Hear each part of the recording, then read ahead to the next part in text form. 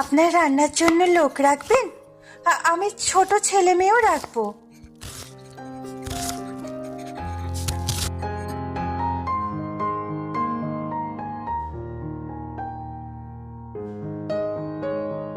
তুমি রাঁধুনি? বসো বাছা। হ্যাঁ, আমি রাঁধুনি। আমায় রাখবেন? আমি রান্না ছাড়া ছোট ছোট কাজও করব। তোমার নাম কি? বাড়ি কোথায়? বাড়িতে কে কে আছে? আমার নাম মমতা।